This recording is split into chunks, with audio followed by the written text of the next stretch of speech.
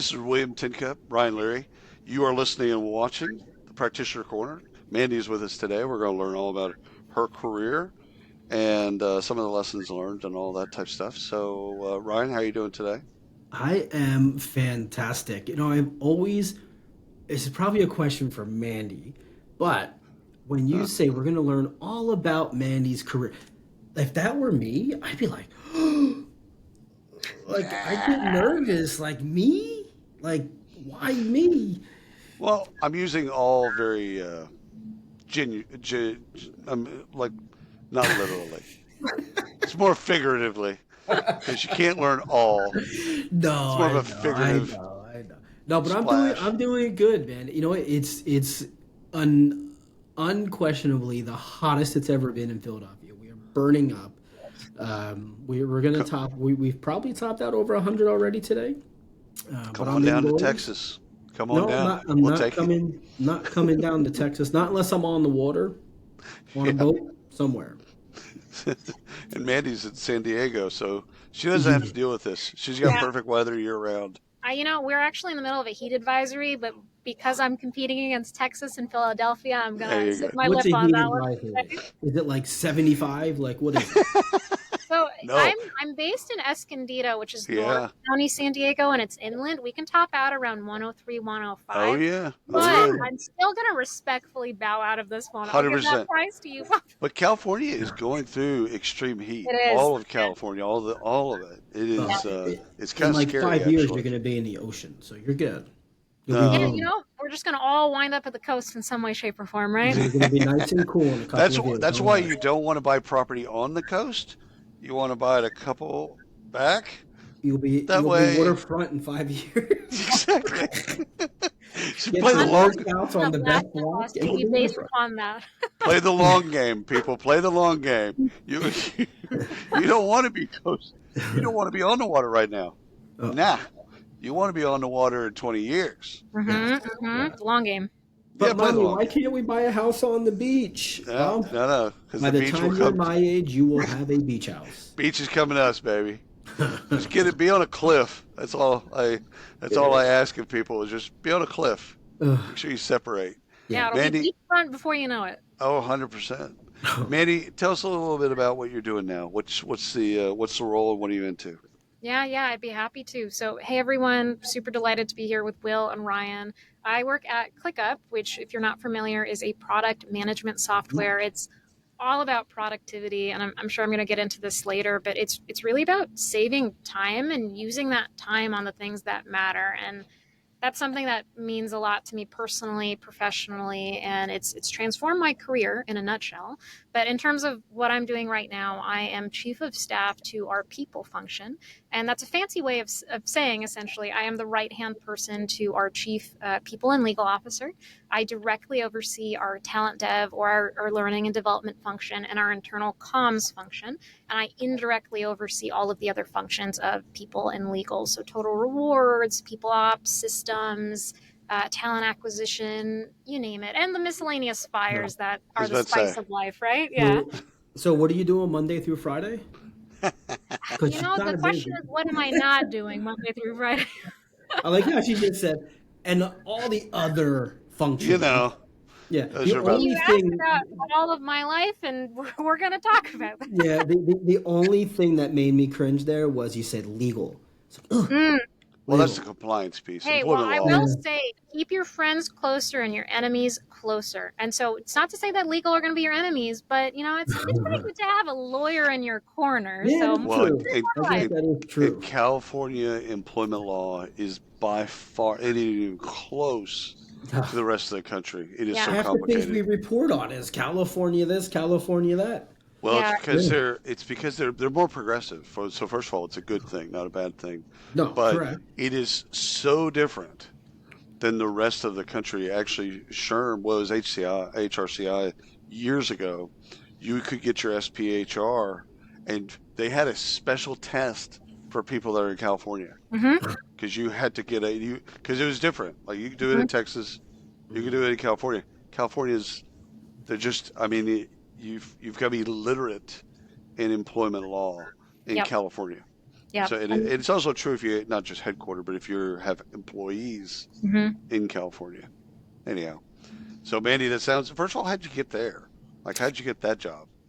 It is a journey. So do you want me to go all the way back to high school, or do you No, want me to yeah, start more no. locally? Just let's I do was this. thinking Let's like do. eighth grade. You know, Yeah, We in back what did in you my learn in day. your eighth grade? No, ClickUp is let's. It before we all get started with started. a field trip.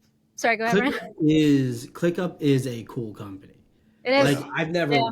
I've never been inside or anything, but just the branding, the messaging, yeah. like it's just super fun, light, Yeah. and I like it. So It's about not sure if I had anything innovation. to do with it, but good job. Yeah, well, thank you so much. It goes. I've been there. I've been there for a little over 3.5 years now. And so, as a quick recap on the company history, started back in 2017, but it took some time incubating and growing Oh bigger. yeah. And so, by the time I joined, it was November of 2020. Mhm. There, it was functionally maybe a 60 COVID person hire. company. I was a COVID Yeah. hire, yes. Yeah. It was a functionally 60-person company, but on paper, I was employee 110, which for my Pokemon and nerd fans, either in this room or listening to this podcast, I'm wheezing. Do with that information what you will. Nice. I Nice, have right? no clue what that means. Uh, Well, you can't have lunch with Will and I, it sounds like, Ryan. no, sounds like. Sorry. It's okay. Yeah, yeah, Um, we can get into What was the I'm a title? movie buff. I watch a lot What, of great movies, so we can get into it. what was the role that you came into? Was yeah, it so this role?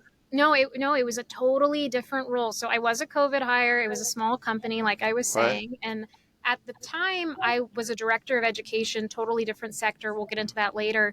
But when I decided to apply to ClickUp, it was a very horizontal company. It didn't have a lot of formal departments, and so there were three departments, as it were, and they were hiring, and it was customer support, or support more broadly, marketing, and sales. And I don't even think that there were the formalized roles and titles yet. It was Right. customer support rep, marketing rep, sales rep, and the talk track was, hey, we don't care about degrees, we don't care about experience, we don't care Mhm. about whatever other companies might care. If you have passion, and if you have potential, and if you see a problem and you're willing to have the extreme ownership and the care and the ability to learn and build something, you're going to do it here regardless of where you start. And I really internalize that. There's a really cool background story to that. We can get into that later.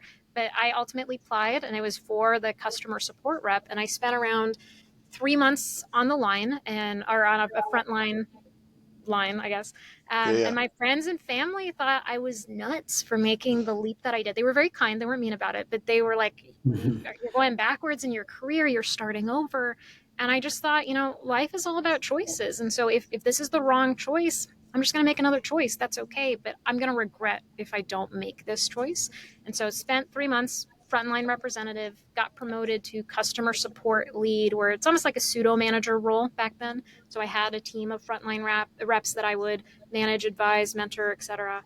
And I very quickly started building things that the company had never seen before, but I knew, using my previous experience and my ability of being on the line and really listening to customers and the agents and management in Mhm. terms of what was needed. And I built what was then called our support training, our support quality excellence, or like quality assurance team, and our knowledge management team. And the fast forward, they're still contributing, really successful teams at ClickUp today. I don't directly oversee them anymore because it got to the point where they had matured and evolved, and I could hand them off to someone. And I had jumped around at the company, again, very long story, until I landed in the people team, and I was able to directly manage our talent development team, which I still do, to the point where I became the strategic advisor to our chief of people and legal, and the various other things, other duties as assigned that you get at that type of a level. So we got to go back now. Let's Now go we have back. to We start with got to that go Mhm. field back. trip in Let's go eighth back. grade. So So you where? set the stage. Yeah. Where'd you grow up? Did you grow up in California? I grew up in California. Yeah. So my parents are actually immigrants. They were born and raised in Egypt, and then they came over. They, planted their flag in Los Angeles, California. And so I grew up in the San Fernando Valley, if you're familiar. Yeah. Yeah. Some people from LA don't consider it, but it is on LA County, folks. So It keep is. that in your pocket. Back And off. yeah, back off. I have my LA card. And so I spent, the vast majority of my life there. I went to school at UCLA, so continued to stay in the area. And for the longest time, I, thought I was going to be a teacher. And it all, it depends how far back we want to go, right? But it all started with this sense of, this immigrant background that I came from. There was not a lot of, openness, let's say, in terms of being vulnerable and sharing your emotions or talking about mental health. And what that could result into was people not feeling seen or feeling like they could be their authentic self. And so as a young kid, you don't have that vocabulary, right? You don't know how to articulate that. But I came from a family that had some teachers or some educators in it. And so at that age, I internalized those thoughts, those feelings, that purpose or that North Star into I want to become a teacher. And so I did end up becoming a teacher. I'll be really honest with this Oh, group God that bless you. well, don't God bless me yet. I learned It's like a I week learned long. She's just I, like, so here's what um, happened. I realized that I when the didn't like story starts kids. off with, "Here's what happened." So This is here's what so great. happened, folks. What had happened? What had happened? So So, what grades, first of all, what grades did you go? What were you roped into? I've done first, I've done third, and then this is fast forwarding later in my life, but I was getting a master's in higher education leadership. So this is coming later on in my Right, story. right, right. But as part of the program that I was doing in San Diego, they actually gave you the opportunity to study abroad and help, with some educational systems abroad. So I did basically the equivalence of first grade, I would say, in South Africa. So I've done quite a bit. I've seen a lot, and there's no disrespect to anyone's kid that I've taught. God bless you all. But I learned that kids that I'm not blood related to, they're not Mm-hmm. for me. So No. what wasn't in my future to be in that K through 12 system for long. But I still really believed I still do, but at that time especially, education, that is the epicenter of making positive change and impact in the world. And so I transferred my skills at the collegiate level. And so I started to work at universities in the United States, mostly in California, Right. public, private, various sizes, various affiliations, you name it. What And were you do? What was the role? yeah, so I did kind of something similar to what I'm doing now in my career. I guess I've always had this tendency. I did a little bit of everything. And in your university, that makes you a really powerful, versatile player if you can Right, understand different perspectives and Mhm. needs. So I right. started as an academic advisor. I led what was called the GRIT peer coaching program, which is essentially peer coaching for impacted populations at the collegiate level. So former foster youth, previously incarcerated folks, veterans, you name it. So I worked through that. I worked at wellness centers as a program manager, and then and I'm sure a few more things. I did everything under the sun for the 6-7 years I was in it. But my last role in higher education was as a residence director. So for folks that might not be familiar with how university systems work in the United States, a lot of four-year universities have this format where students can opt to live on or proximal to campus. And so the residence director is the person who is in charge of the building maintenance, the building programming, so like the pizza nights and the team building and the what have you. You manage student staff, you manage adults, like you manage graduate students or full-time employees, and you're a crisis responder. So you are truly doing everything under the sun. And that was, for when I was in education, that was a really exciting moment for me because I got to touch so many different aspects of not only the student journey, but students who maybe this is their first job ever, and got to touch into that leadership and that mentorship and that concept of this is the impact that you make in the world. And it doesn't always have to be at that macro level that people Right. think about in terms of you need to be a politician or whatever. And we won't even go into that. But at that micro level, in terms of if you impact just this one person, it can have this huge ripple effect. And Yeah, that meant so much to me at the time. I feel like there's this theme that's developing that it's not really, and destroy it if I'm wrong, but it's kind of what I'm feeling. Sure. It's not about being the teacher or the educator in the classroom and saying, here's here's how you learn math and here's what you need to do step by step. It almost feels like you have a history from childhood all the way up. I mean, eighth grade, whatever we're starting at, of guiding people, just Mm. understanding, hearing them, guiding them to the next step, but not actually wanting to make them take the next step. Just let's get them to a place. Yeah. Let's hear them and say here's an option for you, and kind of making sense of all of that. I feel like that's kind of been the trajectory throughout the entire career. I would totally agree with that. And I think this was explained to me a long time ago, and I really like the visual that it creates. In life, there will be opportunities where you lead people by walking in front of them, or you empower them and you're walking behind them as that safety net or that person that they can turn back to. But the most Mm. powerful way to be is to be walking exactly right beside them. And so you're standing shoulder to shoulder, and yes, you are there with them through it, but you are equals. There's no ego, there's no hidden fear that they're going to fail and I have to be there. You are truly in it, and you're able to give that person the time and space to elevate themselves, but rise above you, to focus on that impact rather than focusing on the players or the perceptions or the what have you. And to your point, that is really what guides me in terms of like that North Star that I had mentioned. What was Mhm. early on a like I want to do right by people has really evolved for me into a I want to put my head down, I want to do great work, and I want to do right by people. And so it's that marriage between the work ethic that goes into building the foundation of trust that, people will allow you to walk beside them, or that you even get to that point yourself where you take that imposter syndrome or that fear or that doubt and say, shove it. You're, this is human, right? I want to validate that, but you don't Mhm. have a place right now in terms of standing between me and the impact that I want to make in this world. And that's really where you get to that point of walking side by side with people. It seems like you like a challenge too, I do. to Ryan's point, but also some of the subtext going K K to 12, and then pivoting to university, doing that for a number of years, and then pivoting. It seems like there's no moss growing on this stone, right? Because you're going to keep moving, keep pushing, keep growing, etc. Mhm. Where does that, if I have that right, where does that come from?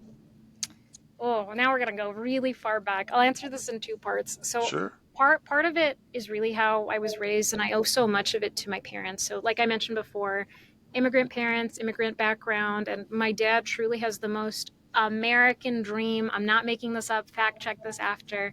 He immigrated from Egypt on literal borrowed money. For those of you who might not know, the currency of Egypt is called the guinea, and I don't actually know what the current conversion ratio is, but it's nothing compared to the Yeah, US dollar. yeah, It's right, extremely weak, right? And right. so at the time, let's say it was 25 to 1, hypothetically, right? And so he came with this borrowed money that equated to almost nothing in terms of US dollars. And he came with this dream to prove to his family, which in Egypt, the majority of them had become doctors or, what Right. even what we in these states we would call really highly reputed fields. And he knew that he wanted to own his own business, and he wanted to prove that that ambition didn't make him the dumb one or the lazy one or what have you. So he came, he bought a car that could not run so he could sleep in it. He bought a bike to drive or to ride himself, I guess, to work, and he got three jobs at three different gas stations, and he worked as much overtime as he could to make as much money as he could until he bought his own gas station. And he didn't stop there. It's not like he said, "Oh, the dream is complete." He kept doing that and living frugally and wisely and working hard until he was able to end up with 13 gas stations. And probably the most remarkable thing about my dad is not even that side of the story, though it's unheard of. Like I'm actually getting a little choked up as I'm sharing it right now. Is that he never forgot where he came from and his role in paying it forward. And so he would hire people that just immigrated to the States or people that, needed something. And he became, like, I hate saying it in this context because it's so loaded now, but I don't mean this in the same way from way back when. These people became like family to us. We would be invited to their weddings, we would be invited to the birth or the birthdays of their children. Yep. They saw my dad as someone who was really human beyond being this very successful man. And I really internalized that in terms of if I'm not growing, if I'm not making an impact, I'm not using my time correctly. And so there's so much to the ClickUp story. It's a fun one. I'll give that to you all at some point. But ClickUp's mission just super resonated with me in terms of the saving you a day a week is one of our slogans, but saving you time in general, and then using that time on the things that matter. that's my whole bread and butter. If I'm not using my time well, and that can include decompression and Oh yeah. relaxing, right? We're not robots. But if I'm not Mhm. using it well, But I'm that's wasting a part of time. using your time well, Right, is exactly. actually You those need to things. recharge it. Yeah. Sorry. But So that drive you got, or your upbringing with your father, when you went to ClickUp and you went through that experience, that process, and learned about ClickUp, that is what sealed it for you. So it sealed it for me. And so I'm a believer personally that, things happen for a reason or life works in mysterious ways, even if you don't recognize it. Like, I'll fully right. acknowledge that Yeah. things will happen and it really sucks and it's painful. And I'm not telling people to, or myself even, to like blindly just say like, this is fine. Like there's the human grief or Yeah. processing that happens. But it was serendipity what happened with ClickUp. So I was still working at the university level at the time. This would have been in 2017, 2018, let's say, and ClickUp was founded in 2017, like I was saying. And so very early on in its life cycle, that's all I'll say on this recorded Hmm. call. And I was volunteering at this nonprofit that they were called Roomy. So they were making free micro learning courses for learners around the globe. And I thought Oh, the mission cool. was really cool and I wanted to help and all of that. And at the same time, I wanted to expose myself more to the ed tech world. I was curious. I was itching to learn more and for growth, to both of your points. And once I was there for around 6 months or so, I got bold enough to say, why are we using ClickUp exactly? Like, this is such a new player. What drew you to them? And so they told me, well, hey, the CEO, the COO, the I don't even remember what the title was at the time, but like the chief marketing officer, they respond personally to our emails. They've given us a steal of a deal because they believe in the work that we're doing. They ask for our feedback. They implement it as real features, and they make us feel seen. They make Oh, us feel like wow. we're making an impact in the world. And I knew in that moment, as cheesy as this sounds, I promise it's a true story.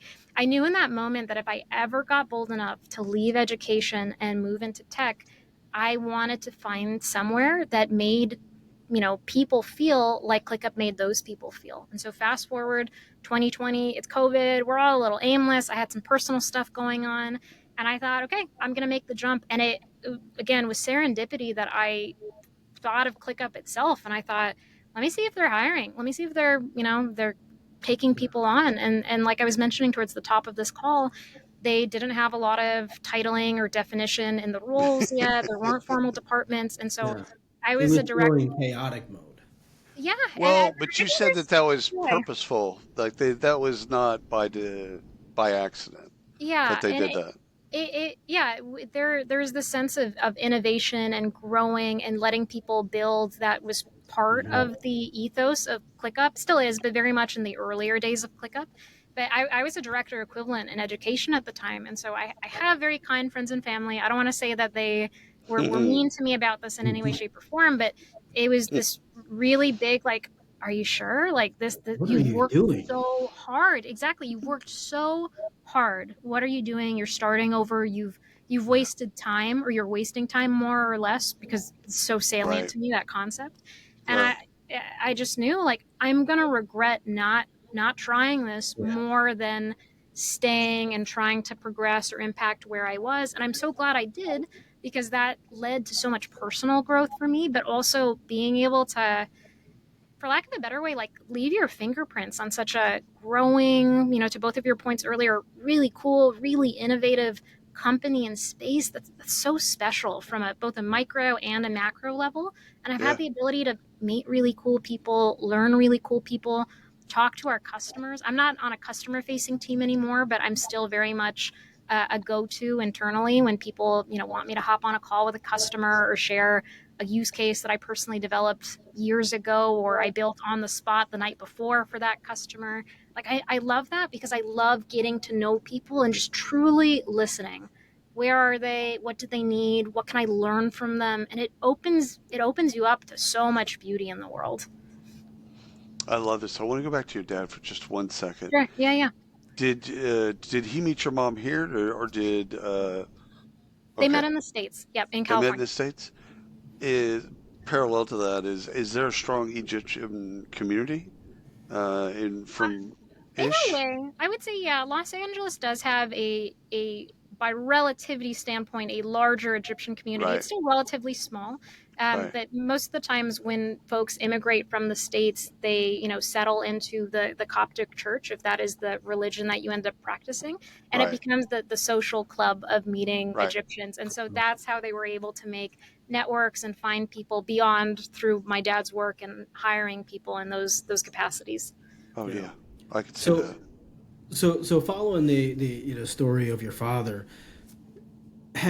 so you've seen him grow a business. You've seen him, Mm-hmm. which I think is a phenomenal story, by the way. The fact that he bought a car to Yeah. sleep in and Yeah. bought a bike to get to work, his That's three grit. jobs. I don't even know that I would think about that. Like, why would I get a car that's an amazing story, and I'm going to remember that forever now. Like, that's Hmm. just ingrained in me to step a process out that way. Have you ever had the urge to jump into entrepreneurship, or when you saw, or maybe he drove you away from it, or when you saw ClickUp was that, like, I'm not an entrepreneur, but this is where my father would have been, or this is the next best thing for me. I feel like there's a connection there. Yeah, candidly, it's evolved with me over the years. When I was younger, I did not want to be an entrepreneur. I just didn't see the You impact in the Mhm. same way that I see it now as an adult. Now I click up. Don't put me on record here. Hold on, But we'll no, mute. We'll beep you out. well, I yeah. know. Mandy has left the chat. No, I think about entrepreneurship still to this day, and I've actually dabbled. I've probably given you the impression at this point that I like to stay busy. I always like to be Yeah. learning. I like to be doing many things. So I'm still a certified life coach. I don't practice as much anymore, but I used to have my own side hustle and business in regards to that. This is another COVID story. I was bored truly one day, and so I got my license to sell life insurance to folks. Gave me a Nice. very yeah, gave me it's Because you were expired, so bored. I can't help anyone anymore. But it gave me an even deeper empathy for sellers, but also customers in terms of what they're thinking about, what they need, and so Mhm. touching on those things and also the natural evolutions that come with age and when you're reflecting about impact and time and life and what's next. I'm not opposed to stepping out as an entrepreneur or starting a business, whatever that might be. But my whole thing is move quickly but don't rush. And so for me, where I'm at right now, I don't have that pull to leave and start something of my own. I can tell it's there. I can tell the seed is starting to blossom, right? But the time doesn't feel right, and I'm going to let that happen naturally when it does. I love it. Okay, a couple questions. One Sure. is advice you'd give your younger self. So now all this experience you've accumulated, what would you tell your, so let's say 18-year-old self? Yeah, I actually haven't gotten asked this question in a while, but fun fact, I won a scholarship award in college for the way that I answered this question. So let's see if it Oh, holds up. Oh, well, bring this it. is an unfair question then. It's pre-scripted. Ah, No, it's let's. pre-memorized is what it is. Yeah, No, exactly. truly what it is though is be the person you needed when you were younger. That's how I would respond to it. So for me, again, I cannot underscore enough. I had phenomenal parents. They are my role models to this day. Again, I'm getting a little choked up as I think about it. And at the same time, there is the natural tug and pull that comes with we're not perfect. Human beings aren't perfect. And so going back to that sense of seeing people, sitting with them, the acceptance or awareness of mental illness and the role that it can play with family or friends or even oneself, that's something that I had to learn by the opposite, or by I don't know how to frame this. Almost like what I wanted to do instead of what I was seeing. And so it's just understanding that people are complex and what you learn is complex. I don't think that we exist in this this is good, this is bad type of a situation with people, with Mhm. circumstances, what have you. It's what you make of those circumstances or choices or the way that you think. And I think it's telling myself that it's okay. It's okay to feel conflicted, or it's okay to make a choice that is totally deviating from the choice you thought you were going to make before. As long as you're able to take a step forward, one step, it doesn't matter what direction it's in. It doesn't matter if it's a small step or a big step. If you're able to keep that movement and you're the one keeping that sense of control and agency, you're going to unlock any path for yourself. So let's talk on the complexity side. You mentioned Sure. that word a couple of times, and a lot of what you've done throughout your career has been taking complex situations, whether you were an RD or in the administration somewhere, or even now today what you're doing, and kind of oversimplifying things for people, Yeah. and kind of walking with them along that path.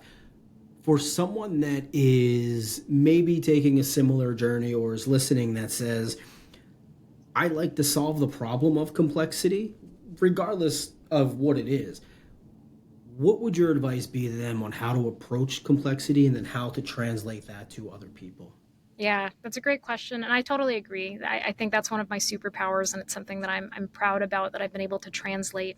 So there are a few different parts to this. I think one of them is recognizing the role that expertise fits in when it comes to the problem. So oftentimes, especially like speaking from my background, which is educators, even nonprofit, if we want to expand it out wider, there's this tendency, real or perceived, to, the more credentials you have, the more experience you have, the uh, more you look good on paper, the more valuable your opinions are. And so there's this overinflated tendency to credentialize yourself to the point of da da da da, therefore I am the voice of truth, nothing else matters. Right. And I will tell you right now, no matter where you are, it's unsuccessful, right? Unless maybe you're a doctor, right? I do want my doctor to know what they're doing when I want to see they're a lot working, of letters behind my doctor's Turns award. out. right? Turns Yeah, out. I want them to be pretty skilled.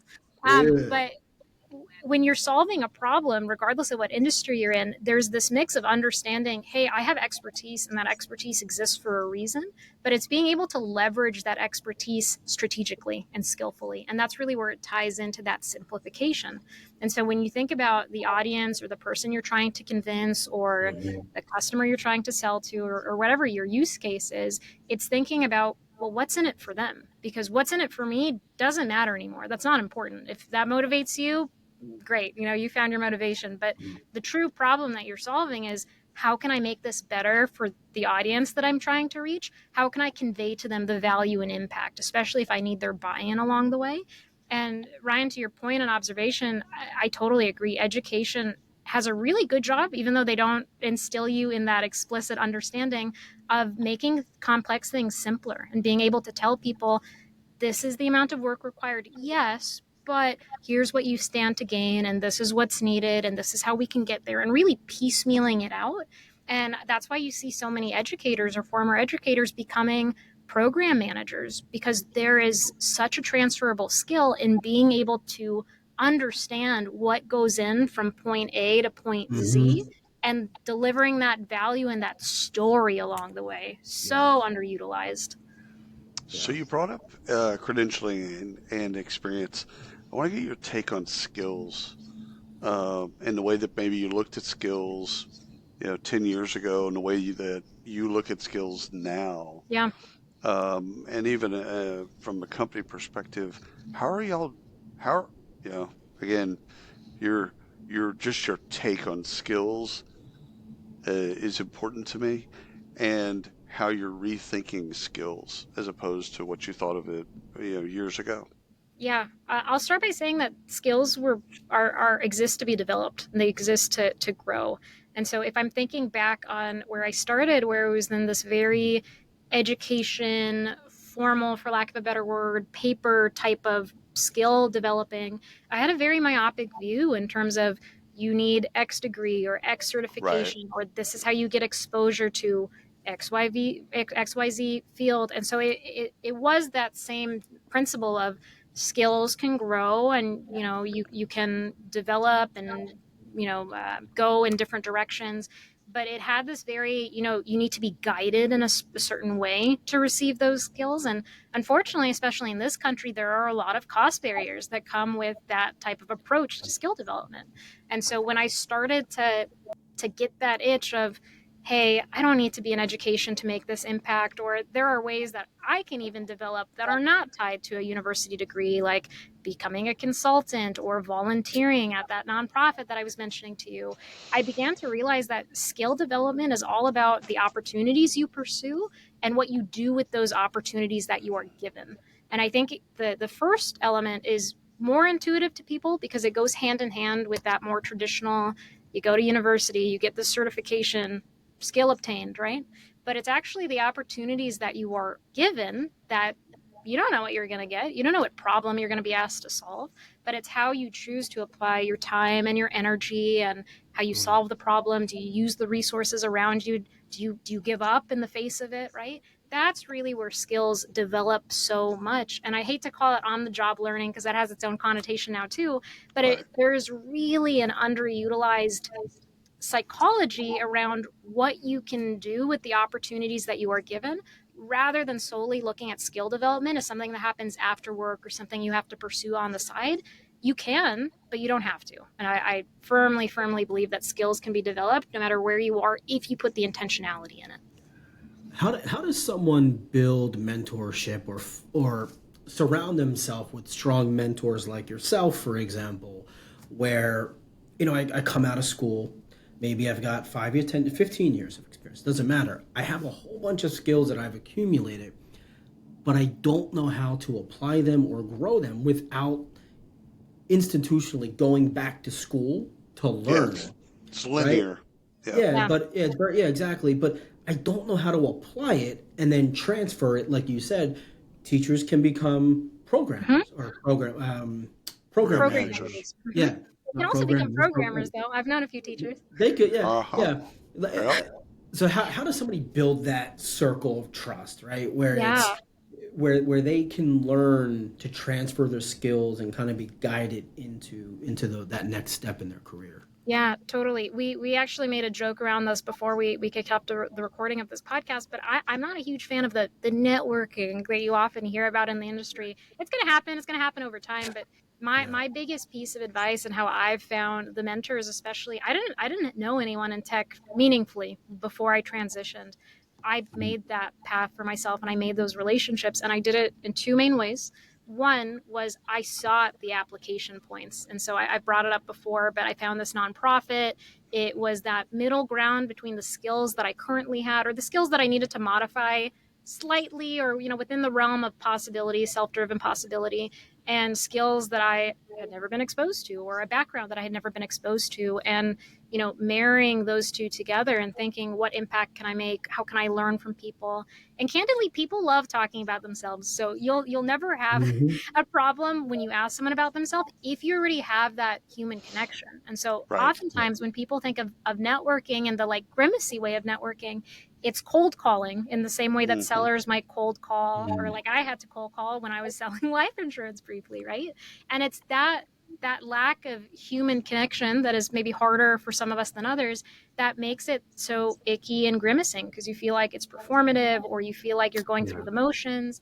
And that's why it never really stood out to me. But if you're able to find commonality with people, whether it's commonality in the impact you want to make or commonality in developing and honing your skills, Mm. they're not going to stop talking to you. And once you get into that habit of finding those points of application or impact, it multiplies. So for me, I have a very serendipitous path relative to maybe other people's experience, but I truly would have never found ClickUp. I mean, who knows, but I probably would have never found ClickUp had I not volunteered at that nonprofit. And I felt comfortable enough with the people that I was working alongside to ask, what the heck is Yeah. up with this ClickUp thing? And that led me to where I am today. And that can happen with anyone, anything, any industry. Well, one quick follow up to that. Are you a bigger believer in intent, learning with intent, or just go into it and let's see what happens? And I mean, I feel like you've done this with intent and you've made choices based on this, but I think some people struggle with it. I've struggled with it. Do I Yeah. just do it just to do it, or I can do I sit confirm down and that. map it out? He definitely struggles with it. It's a hard question, and I I don't actually struggle haven't. very much. I Yeah. I haven't thought about it as being mutually exclusive, so I might need to think on this one. But my gut instinct to the question that you're posing, I don't know if either of you are familiar with Amy Poehler, who I love, big Parks and Rec Mm-hmm. fan. But she, 100%. Mhm. in her book, I think it's Yes Please, if I'm remembering correctly, she talks about there are going to be opportunities in your life where you're going to be thrown a challenge, you're going to be thrown an opportunity, and you're going to have that initial sense of fear or doubt or challenge. And oftentimes, not all the time, but oftentimes, the response to have is yes, please. And there's also some like improv techniques in Mm-hmm. terms of Mm-hmm. throwing Yes. a problem, and instead Yeah. of saying, this is actually really big for anyone who's transitioning fields, and it's something that I attribute a lot of my success to. Rather than saying no to anyone point blank, which in HR specifically, you can very quickly become the no police in a lot of people's perceptions. The way that you avoid that is not by saying yes to things that you shouldn't be saying yes to, right?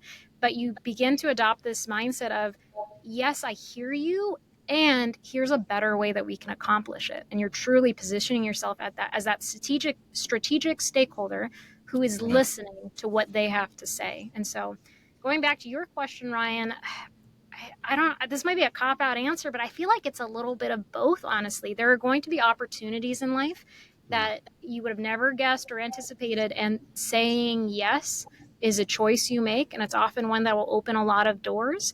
Mm-hmm. But if you're saying yes to things willy nilly without thinking about it, you might be wandering aimlessly. So, my medium answer might be a little bit of both. But as you're making those, yes, please steps, stop and evaluate and ask, is Right. this choice contributing to my North Star? If it's not, that's okay. You just have to make a different choice.